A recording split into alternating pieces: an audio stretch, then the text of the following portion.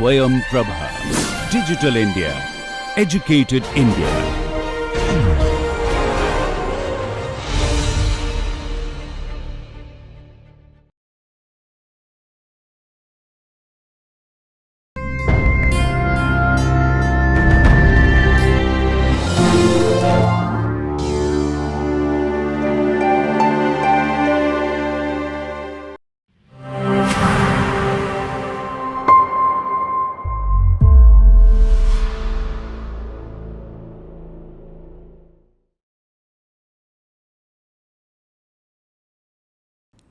Hello all, welcome back to our course on digital accessibility, and today we will discuss about some economic and legal aspects of accessibility and related issues.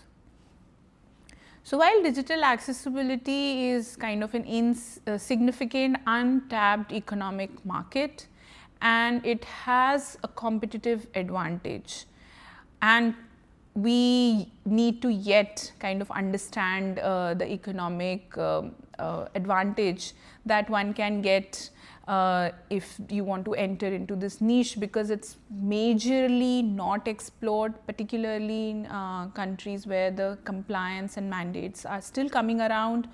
It is still there's a lot of scope, there is a lot of work that needs to be done. So, especially if you are thinking of possible problem areas for you to start a new company, or if you are of course looking at a career move, this kind of a topic where you can build your startup or where you can kind of add that accessibility advantage to your resume is definitely going to help you in the career and give you a competitive advantage in terms of the economic aspects of it. And for companies as well, it definitely brings in that value, because as mentioned earlier, it is largely untapped and there are a lot of open-ended problems which we have discussed in the previous sessions, which remain unanswered, and there is the technology available today definitely can fulfill those gaps, but the expertise to even understand, empathize with those problems, and to make the products compatible with those problems, address those issues in your products, you need to understand, have that empathy for these gaps. And I think something, of course, you are attending this course to get the same ideas and get the same information. So, that is great. In essence, building an inclusive design, inclusive digital ecosystem in India is no longer just a social responsibility, and it is now a legal mandate in a lot of areas. Like SEBI has recently mandated, we will talk about it in the upcoming slides, that all banks and related platforms to banking have to be WCAG compliant. And there was a recent mandate regarding it, and we will have a discussion about it.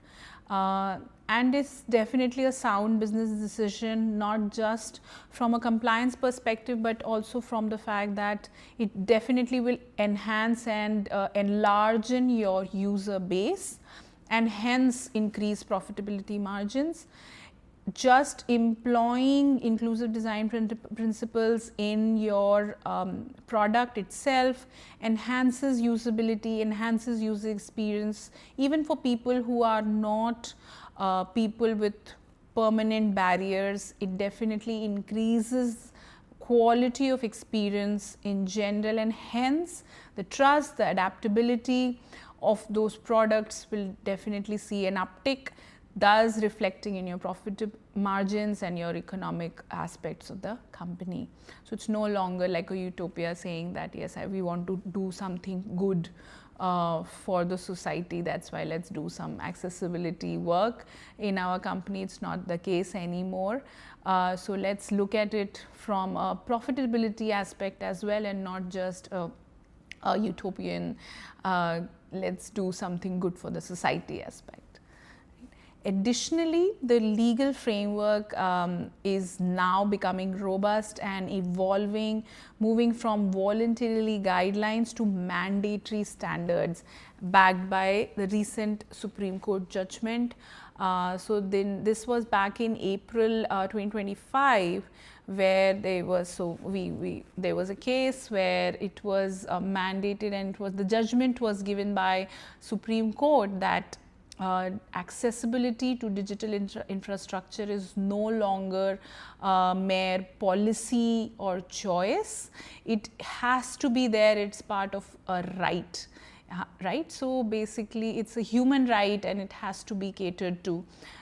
So engineers, designers and companies have to now kind of look at it in order to imbibe it in their product design. So let's dive a little bit deeper into the economic aspects and what are the various things which are related to the economic aspects. So as we mentioned earlier, that this is a large market, and it is not a very much tapped market, still considered niche in terms of the features which the companies are building around their digital products, in terms of even looking at those gaps particularly. So but it is not a small market. So just to give you some numbers, with over 26.8 million people just in India who have disabilities, and this is the 2011 census. I'm sure the numbers are much higher, and we will get to see the more recent numbers in the upcoming census. And a global market of 1.3 billion people, accessible platforms can reach a massive, often overlooked customer base. So it definitely is profitable in terms of numbers and in terms of being untapped. In terms of revenue generation, businesses lose substantial revenue when potential customers abandon inaccessible websites or apps. So basically, if it is not accessible, or even if they were using it, but I think we have discussed about temporary or situational disabilities, or with age, for example, they acquire certain disabilities or limitations, and they eventually, even the loyal customers who have been very loyal to your product or apps, eventually if they find that they are not able to interact with the technology in the similar manner, they are not getting the same experience when they have some temporary disability, or they have some acquired barriers because of age or any other situational aspect. So they tend to abandon the product because of inaccessible features. And there was a study which found out that 71% of customers with disability will leave an inaccessible website, and because it's not accessible, they are not able to garner any information from it. Thus, creating accessible platforms will help retain these customers and thus increase market share. So basically, we're losing out on people who want to use your product, but there are because of all of these accessibility issues, they're not able to use it. So why not make the product accessible to them so that they are able to use, and hence you will see an uptick in your revenue. Then cost savings. So inaccessible design increases operational and support costs. So if the design, the core model, the core product itself doesn't have a lot of accessibility features, people may tend to either they abandon the technology, or if they don't have a good alternative, they might turn to your support system a lot more. They may call your support bases a lot more. The operational costs of those support teams is much higher than actually fixing digital features and digital issues. So basically, if they're not able to get accessible features. They often have to rely on alternative, more resource intensive channels like call centers or physical branches where they can go and ask for help in order to understand the platform, or in order to turn on some accessibility features which are not clearly visible, or all of those aspects are there. Then of course, adding accessibility can enhance innovation and brand image for your company. So, designing for accessibility often leads to broader usability improvements benefiting all users, right. So, I think we have had discussed in several sessions before this, that for example, captions not just help people who are hard of hearing, but also help people who are interacting with the technology in a noisy environment, thus bringing in the same concept of situational barriers or situational impairments. And thus looking at that, we cannot ever assume that any user for that matter is capable with all his or her abilities at all times, right. So, when we design for such users, we are automatically designing the system, making it more accessible for people who are permanently impaired or who have permanent impairments. And thus, this also enhances brand's reputation. It also enhances brand's trust amongst its customer base. It enhances the experience overall for not just people who are permanently disabled, but also people who are who may face situational barriers or temporary disabilities. So, just to give you a little bit more perspective, so it's like 1.3 billion people worldwide according to the World Health Organization. 16% of the global population lives with a disability. It can be physical, it can be sensorial, it can be cognitive, or it can be some motor disability, all of those including. So, 16% is a very big number. So, assuming that most of our users are able bodied, it's not really the case. And then also we have we have discussed that even those remaining 84%, they are not always abled. Then $18 trillion globally spending power. So, all of these 1.3 billion people worldwide, they have a good spending power.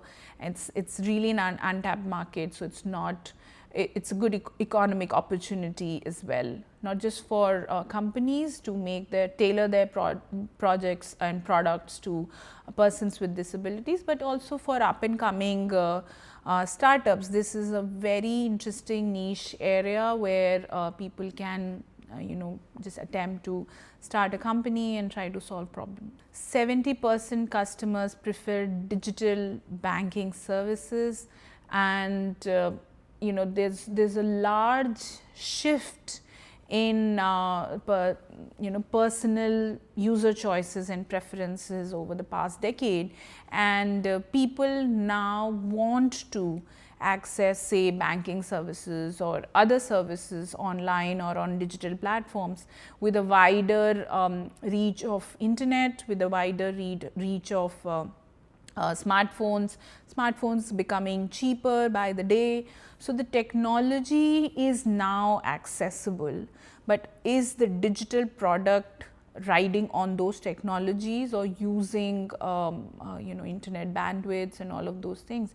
If that is not accessible, then it becomes useless, right. So, basically based on these numbers, more than 70% people want to use, for example, digital banking services, but if the banking app itself is not accessible, then it is a very big issue. They are not able to do it. And also, I think we are now seeing a shift that maintaining physical branches, hiring people on those physical branches, and for people and customers also to go to those physical branches. There's a lot of resource intensive aspects which can get eliminated if everyone is able to switch to digital banking services. They're more transparent, they're more reliable, they are more efficient in all ways. So, the only aspect which remains unanswered to some extent is the accessibility. 96% web pages still fail basic accessibility. So, there's clearly a mismatch where we are saying a majority customers want to use digital platforms, want to use digital products, but then here we are saying majority of the websites are failing accessibility compliance guidelines, right? Almost 100%, almost all of them are failing accessibility compliance. So, then this is a very interesting good starting point, especially for innovators, especially for designers, engineers and entrepreneurs who are interested and looking for possible aspects where they can start their companies. So, I think this is a very good problem to start on. And we are not saying that accessibility it's not equal to utopia, right? So, we are not saying that you just do it because it's like good for society and all of those things. So, the purpose of inclusive design is often to eliminate the barriers and exclusion, right? So that the products and services could meet as many kinds of needs, diverse needs as possible, rather than actually tailoring it for some special use cases or people with special needs. We are making it as diverse as possible. So, these are the principles. This can be done by using the principles that we have had a discussion about in some earlier sessions. You can refer back to them if you wish to, in order to understand how we can make technologies more inclusive, what are the various aspects of doing it, rather than just thinking about tailoring it to persons with special needs. So, it may appear that to be like a utopian ideal, an incidental charitable or a welfare act, but for most part it is not the case. And now with recent mandates, it's actually every person's right to demand accessible content, accessible platforms, accessible services. And as companies, as engineers, as designers, as innovators, it is our now part of the duty to deliver it to them. So, as we discussed in previous slide also, for most part the internet is inaccessible for people with disabilities. Almost the entire web is inaccessible, and some of the most common accessibility failures are these. So, which is like low contrast, missing alt text, empty links and buttons, missing form input labels, missing document language. So, I think these are some very basic and very common issues. I think in one of the sessions we have had a discussion about these as well, when we were talking about the automated accessibility evaluation tools. And the same common errors came there as well, and these can be very easily fixed. That is what we found out. So, all it needs is intent for action, and then most of it can get resolved.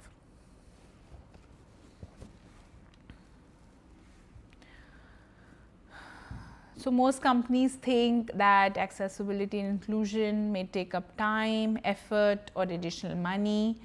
To some, it is just an alien concept. So, the result is an interconnected web created by a few people for a few people like them, or just like an able set of people. So, mostly young, urban, upper class, abled, English speaking, economically well off, so or cisgendered male, right. So, I mean, that is the most common user base which they are making it for. So, now internet companies are finally turning a corner in terms of inclusive design, although very slowly, but some of them are leading the change, Microsoft, Google and Apple being one of them. Some examples like transcription and captioning in PowerPoint and automatically suggesting alt text for images. So, in every image there is an option or dialog box where you have to fill the alt text. Auto assistance in maps like Google Maps, so it is telling you take a right, take a left or take a slight right and all of those things, which is almost very helpful if particularly you are unable to see. Then there is iOS assistive touch, where there is like a kind of a magnifying glass on your screen. So, all of these, and of course, there are many more such features which you might be coming across in your day-to-day engagement with such technologies, which are popular ones. And the reason why they are so popular, and now maybe you are able to understand, is that they are able to cater to a wider set of audience with all of these inclusive design aspects, and thus we in our work should also try to do the same. Then there is also some aspects of social inclusion, where now some companies are allowing people to pick MX as a gender neutral honorific. So, it is not Mr., Miss, or rather just MX, right. So, this is an example from United Airlines. So, some more aspects of the economic benefit. So, inclusion ends up making companies more money, increase innovation via the diversity of thought and experience, increases productivity. So, when you serve for the underserved user first, you create a product that is much better for everyone to use, and there is some are very common examples that we might be seeing today is autocorrect or autofill. So, the example is that Adaptex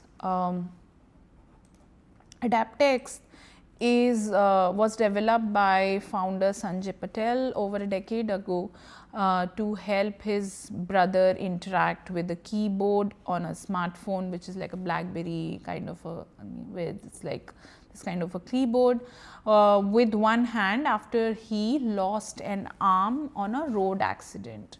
So, you might have noticed that it is very difficult to type with just one hand if you do not have the other one on the keyboard. So, then he developed this algorithm, this program, where he incorporated it in the keyboard itself, where he could type and some of the initial letters, and the algorithm would be able to predict or autocomplete those texts.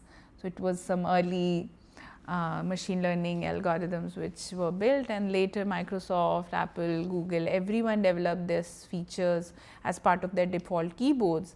And now it's a feature which we cannot even imagine our interfaces without, right. So, a lot of such inclusive designs which were initially made for persons who are permanently impaired have made their way into mainstream interaction design, and thus making usability more, their products more usable for everyone, right. Because even there may be situations where a lot of times we only are able to use our one hand and our other hand is occupied somewhere. So, maybe one of the common examples that I can think of is probably when I am typing while riding the metro train, and I am holding like a bar with one hand, and with the other I am able to type because the algorithm is able to auto-complete. So, some of the companies are still stuck in the MVP versus the MLP debate. So, while MVP means, I am sure you all might have heard, is minimum viable product. So, there is a race basically to get out the MVP before everyone else, and they, in that attempt, kind of keep aside the minimum lovable product, or which a technology or a product which would be adapted by a large number of users or a wide variety of users is kind of kept aside in that race to make a minimum viable product. And this urgency has resulted in a lot of cluttered and confusing apps that exclude some groups of users. So, user satisfaction should be looked as one of the demands or needs itself while designing the product. So, when you are framing your product brief, satisfaction or experience should be one of the topmost aspects where we are looking at. So, disappointed customers who are losing trust in your company or gaining more trust in the competitors is an economic loss. Right. So, why there is a need to conceptualize an inclusive solution? So, in terms of, again, we are again looking at some of the other economic aspects. So, it is far more costly to retrofit an inclusive design. So, it is important to start in the beginning, and at the conceptual stage itself conceptualize an inclusive solution rather than be bound by the deadlines or the MVP definition and give out a non-inclusive product design.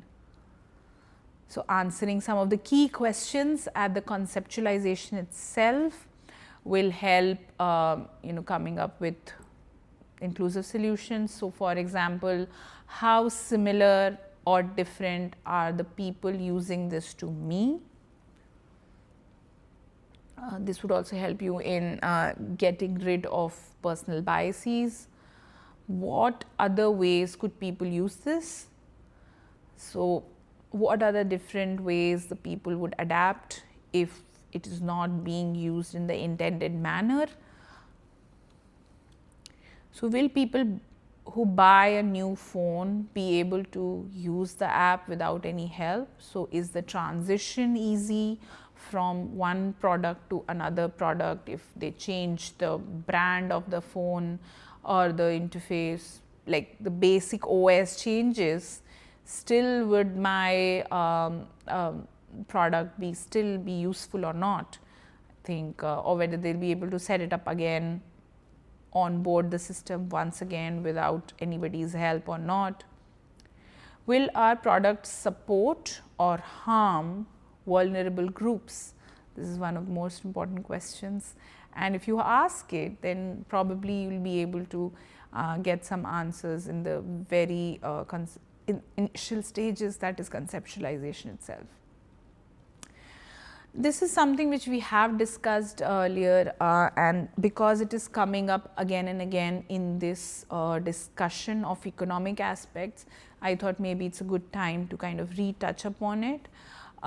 So, we have had a discussion about something called permanent, temporary and situational biases. We have talked something about something called permanent, temporary and situational impairments or disabilities. So, somebody who may have just one arm may have a permanent impairment, somebody who has an arm injury may have a temporary impairment of the similar kind, and somebody who is holding something, somebody or some instrument or something in their one hand, baby or somebody, then it is a situational impairment. And in all three of these cases, the user is only able to use one hand for any of the interaction that they are going to use.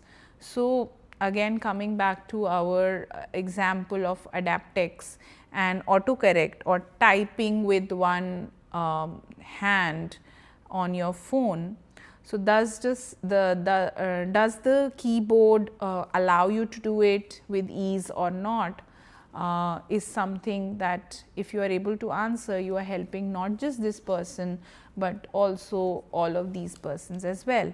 And if we try to understand, maybe when we think about disability, when we only think about the permanent disabled people, then their numbers are, although their numbers are not as small, but still their numbers are much lower, right, as compared to people who are so called able bodied.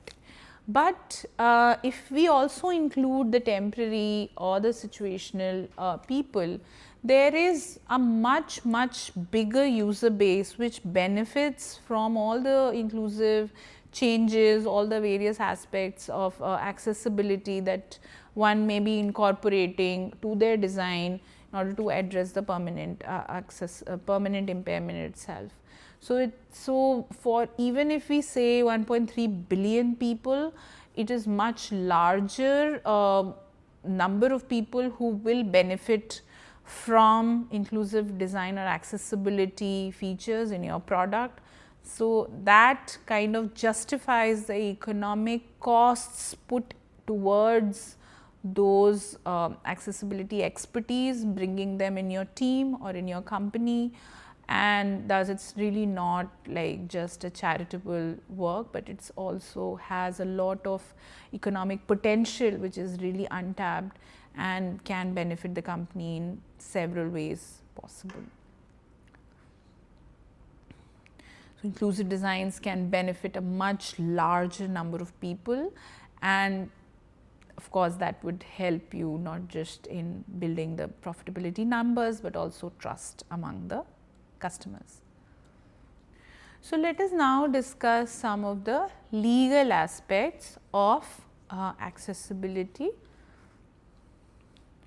So, earlier this year in 2025, in a landmark judgment where Pragya Prasoon and others versus Union of India and Amar Jain versus Union of India and others, the Supreme Court declared that digital access is an intrinsic part of the fundamental right to life and liberty under section 21, under article 21 of the Indian Constitution. And thus this judgment actually makes digital inclusion a constitutional necessity rather than just a policy choice. And recently in this year itself, there has been some more very integral recent events. So, of course, one is the Rights of Persons with Disabilities Act of 2016. This has been discussed at length in one of the previous sessions of this course. You can go back to that one to get details about the specific details of the RPWD Act of 2016. So, I will just summarize it right here. So, RPWD Act of 2016 is the principal legislation mandating that all government and private sector providers have to ensure that their services are accessible. Under section 42 specifically addresses access to information and communication or ICT technologies, under which most of our digital interfaces kind of come. So, and then they have, I think we have already discussed quite a lot about the WCAG guidelines or the GIGW guidelines, which is the guidelines for Indian government websites, and the law requires adherence to national as well as international standards So, this is WCAG is the international standard and GIGW is the national standard. Then there is also the BIS standard, Indian Standards on Accessibility Requirements for ICT Products. This also we have discussed in one of the previous sessions. This is also a legally enforceable standard developed by the BIS, which is Bureau of Indian Standards. So, how that is now getting enforced? So, all of these standards now are in place and the Supreme Court has said that yes, it is part of the fundamental right to life and liberty, right, that you have to have digital access, right. Digital access is now a part of fundamental right, just to kind of make you understand. And then all of these benchmarks are also already in place. After this, the enforcement and the penalties come into picture. Whenever we talk about any law or mandate, it tells you that why, what it falls under is part of the constitution. Then there are guidelines or standards up to which this any system should live up to, and what happens if they are not doing it. So, regulatory bodies like the Reserve Bank of India and the Securities Exchange Board of India, which is SEBI, have issued directives mandating accessibility for all regulated entities. That means all banks of our country have to ensure that their digital platforms and their digital products, be it the app or the net banking website, all of this are compliant with the WCAG or GIGW. Otherwise, there can be penalties. Non-compliance organization can face fines up to 5 lakh or other legal consequences. And there is a chief commissioner for persons with disabilities, CCPD has begun enforcing these standards and imposing penalties for the same. So, many countries like other than India, like the US and Canada, have mandated incorporating WCAG in their websites and apps. In the UK, a website has to either meet the minimum criteria for accessibility and inclusion to be even allowed to go live. So, it is not even their call, even a private entity, their call to even publish the website without getting meeting the minimum criteria and getting a accessibility clearance. So, it has been a mandate for government websites, now it is also a mandate for banking platforms, which covers both government as well as private sector. Failure to comply can invite lawsuits and fines now in India as well.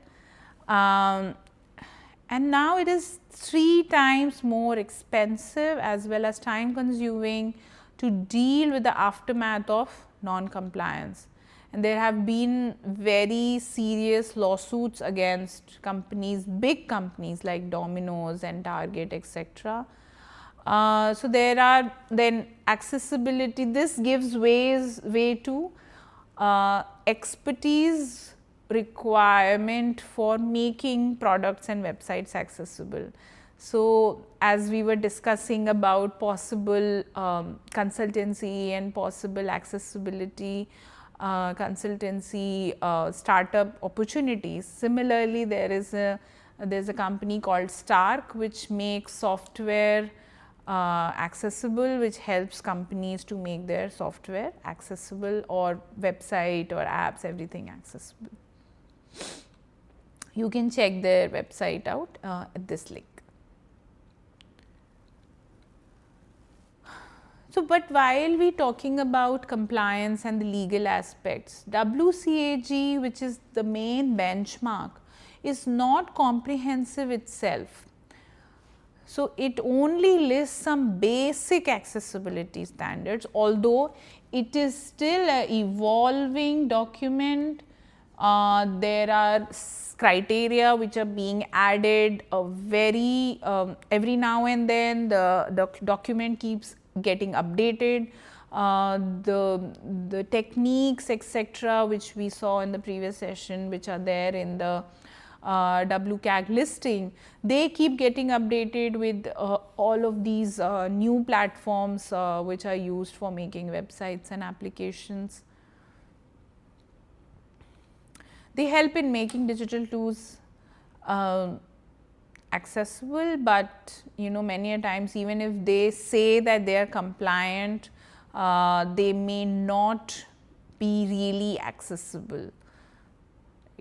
So, a live audio only platform has no legal obligation under WCAG to provide audio captioning, WCAG 2.0, to provide audio captioning for the hearing impaired. Maybe you can have an assignment now to go and check whether the recent WCAG guidelines of 2.2 has this criteria or not. Then there are several government websites like the CoWIN app or even the IRCTC app, which is majorly designed in the English language. So, they are by default seem to exclude the rural population, the people who do not understand English. So, there is definite language barrier. There is also maybe technologically challenged people, but the applications kind of seem to overlook those criteria.